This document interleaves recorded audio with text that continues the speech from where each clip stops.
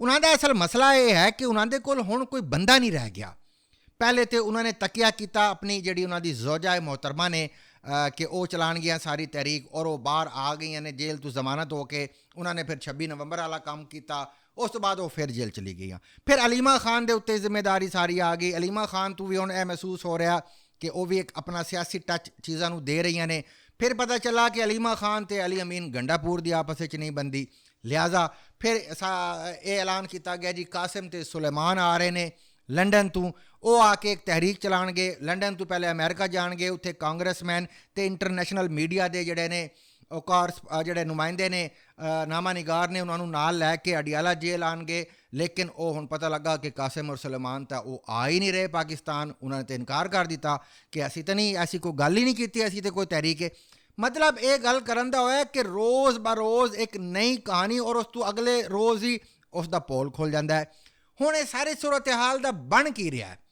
ਸਾਰੀ ਸੂਰਤ ਹਾਲ ਦੇ ਵਿੱਚ ਮੈਂ ਸਮਝਣਾ ਕਿ ਜਿਹੜੇ ਇਮਰਾਨ ਖਾਨ ਸਾਹਿਬ ਨੇ, ਉਹਨਾਂ ਦੇ ਕਲਟ ਬਣ ਚੁੱਕਿਆ ਹੈ। ਉਹ ਅਗਰ ਕੱਲ੍ਹ ਇਹ ਕਹਿੰਦੇ ਨੇ ਕਿ ਇਹ ਗੱਲ ਠੀਕ ਹੈ ਅਤੇ ਉਹਨਾਂ ਦੇ ਜਿਹੜੇ ਫਾਲੋਵਰਸ ਨੇ ਉਹ ਕਹਿੰਦੇ ਠੀਕ ਨੇ, 2 ਦਿਨ ਬਾਅਦ ਕਹਿੰਦੇ ਨੇ ਬਾਜਵਾ ਗਲਤ ਹੈ ਅਤੇ ਉਹ ਕਹਿੰਦੇ ਨੇ ਜੀ ਬਿਲਕੁਲ ਬਾਜਵਾ ਗਲਤ ਹੈ।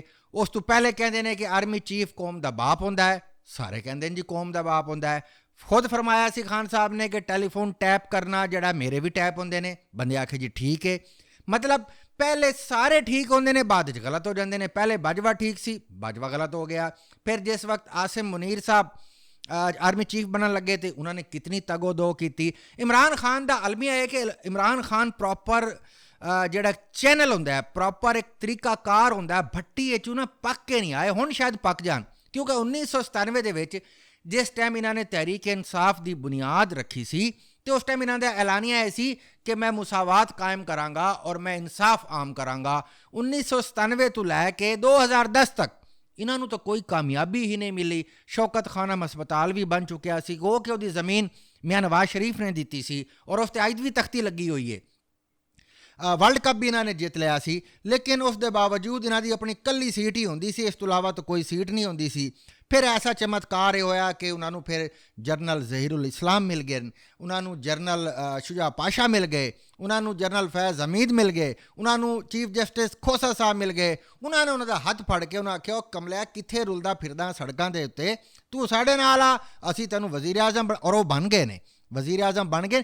ਉਹ ਜਿਹੜਾ ਵਿਚਲਾ ਜਿਹੜਾ ਸਾਰਾ ਇੱਕ ਪ੍ਰੋਸੈਸ ਸੀ ਇੱਕ ਸਿਆਸੀ ਅਮਲ ਦੇ ਵਿੱਚ ਪੁਖਤਗੀ ਲੈ ਕੇ ਆਉਣ ਦਾ, ਉਹ ਉਹਨਾਂ ਨੇ ਮਿਸ ਕਰਕੇ ਅਤੇ ਇੱਕਦਮ ਅਸਰ ਦੇ ਟਾਈਮ ਰੋਜ਼ਾ ਤਰੋੜ ਕੇ ਅਤੇ ਵਜ਼ੀਰ ਆਜ਼ਮ ਬਣ ਗਏ।